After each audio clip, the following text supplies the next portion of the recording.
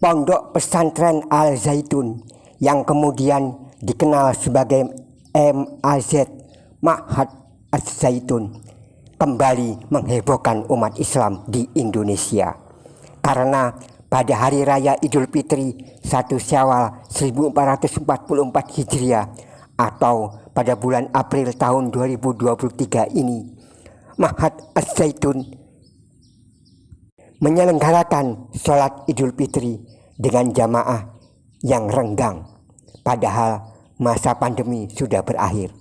Umat Islam yang lain di seluruh Indonesia tidak ada lagi yang sholatnya renggang-renggang seperti itu. Mungkin ini memang disengaja supaya tidak terlihat jelas kalau jamaah mereka, pengikut mereka yang mengikuti sholat Id itu cuma sedikit, nggak sampai ribuan.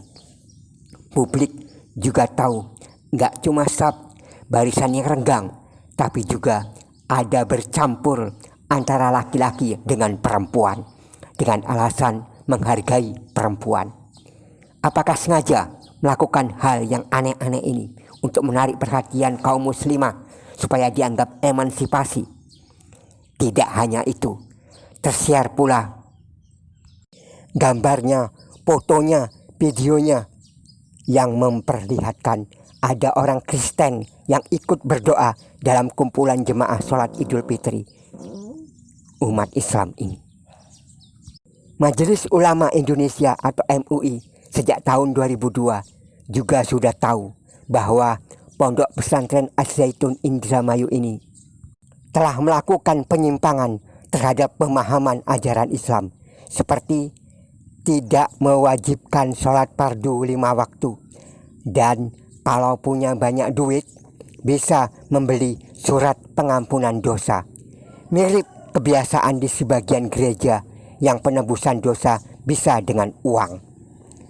Ternyata Ma'had Az-Zaitun Indramayu ini memiliki relasi dan afiliasi dengan organisasi terlarang NII KW 9, Negara Islam Indonesia Komandemen Wilayah 9. Ini adalah suatu gerakan tersembunyi untuk mendirikan negara Islam di Indonesia. Pemimpin-pemimpin di Ma'had Az-Zaitun Indramayu ternyata juga adalah pemimpin di NII KW 9. Juga para eksponennya adalah koordinator yang melakukan rekrutmen para santri untuk diberi pelajaran-pelajaran dan pemahaman-pemahaman yang sesuai dengan pemikiran mereka. Kini alumni Ma'had Az-Zaitun Indramayu telah tersebar hingga IKIP Jakarta yang sekarang bernama Universitas Negeri Jakarta, juga UI Universitas Indonesia, Institut Pertanian Bogor atau IPB, dan beberapa lainnya. Pemikiran-pemikiran dan paham-paham mereka tersebar dalam majalah Az-Zaitun. Pondok Pesantren Al Zaitun yang kemudian dikenal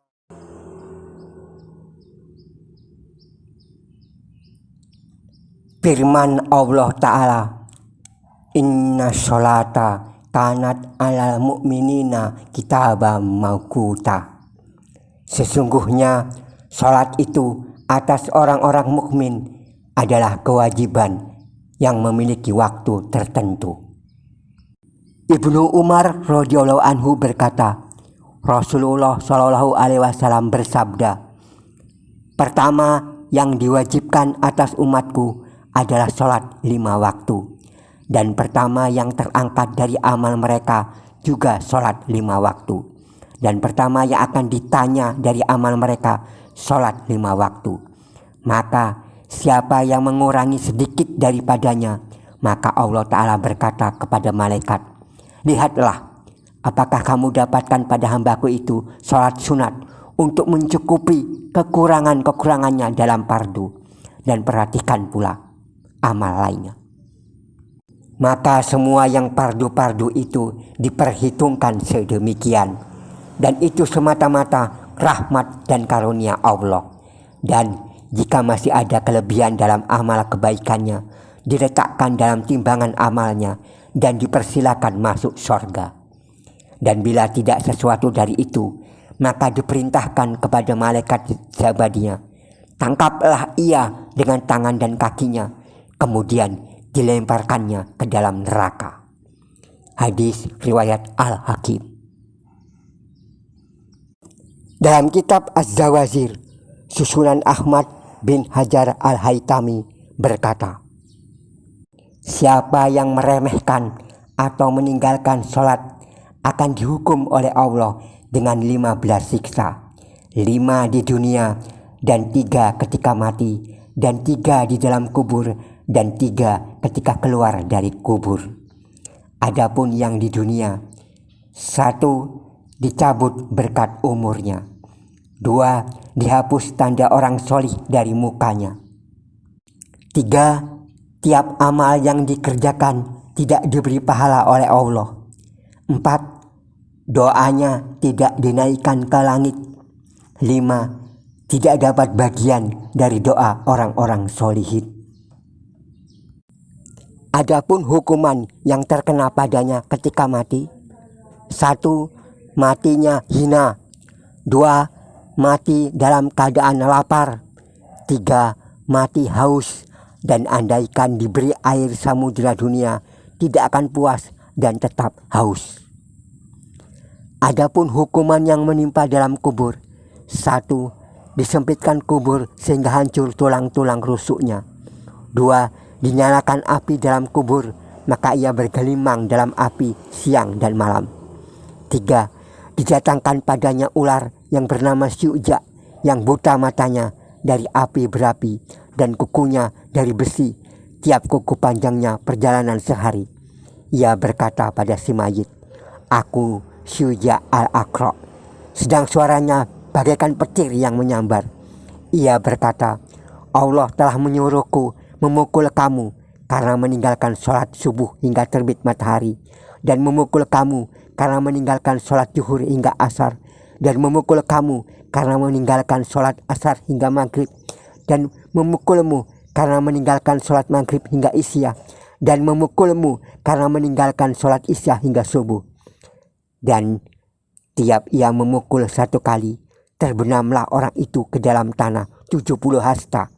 Maka ia selalu tersiksa dalam kubur hingga hari kiamat. Adapun hukuman yang menimpa padanya sesudah keluar dari kubur di hari kiamat, 1 diberatkan hisabnya, 2 Allah murka padanya, 3 masuk dalam neraka. Di lain riwayat, maka ia akan menghadap kiamat dan di mukanya ada 3 baris tulisan, hai orang yang mengabaikan hak Allah, hai orang yang mendapat murka, Allah mengabaikan kamu sebagaimana kamu di dunia mengabaikan hak Allah, maka pada hari ini kamu putus dari rahmat Allah. Rasulullah SAW bersabda, siapa yang menjaga pada sholatnya, maka ia akan mendapat nur cahaya dan bukti dan selamat pada hari kiamat.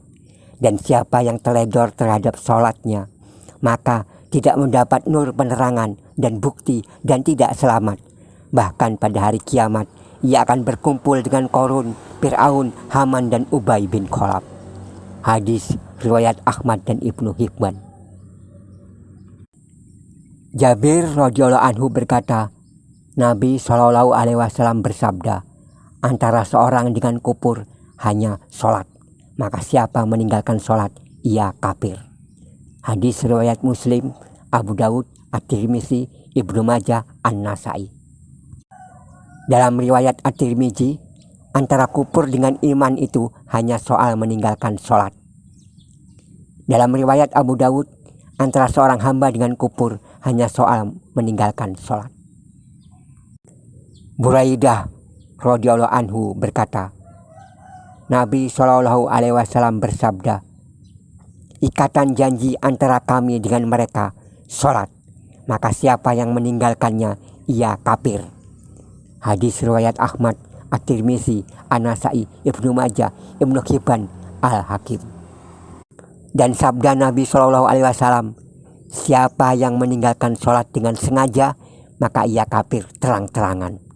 Hadis riwayat At-Tabarani. Firman Allah Ta'ala, "Fawailul lil musallin alladzina hum an sholatihim sahun." Maka ancaman dengan neraka wail terhadap orang-orang yang sholat tetapi lalai tentang sholatnya. Quran Surah Al-Ma'un ayat 4 hingga 5. Qala Nabi sallallahu alaihi wasallam, humul ladina yuakhiruna sholata an waqtiha. Nabi sallallahu alaihi wasallam bersabda, yang dimaksud dengan melalaikan sholat ini adalah mereka yang mengakhirkan sholat dari waktunya. Wail berarti siksa yang keras, juga nama lembah dalam jahanam.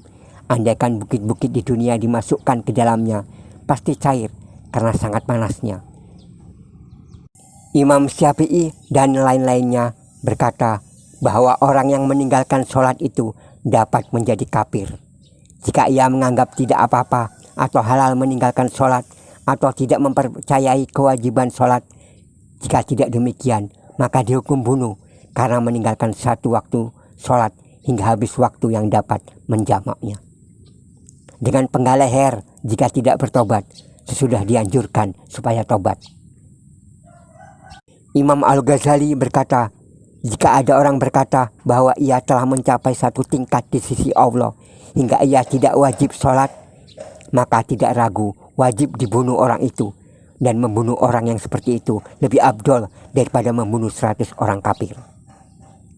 Sebagian dari sahabat dan ulama tabi'in menghukum kafir dan halal darah orang yang meninggalkan sholat. Di antara mereka Umar bin Al-Khattab, Ibnu Abbas, Ibnu Mas'ud, Abdurrahman bin Auf, Mu'adz bin Jabal, Abu Hurairah, Abu Darda, dan Jabir bin Abdillah.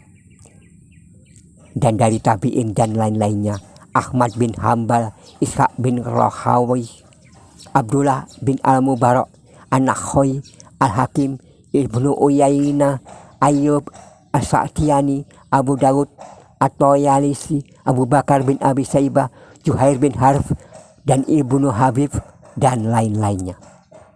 Demikian untuk menjawab fatwa dari orang-orang Mahas Al-Zaitun yang mengatakan bahwa sholat fardu 5 waktu itu tidak wajib.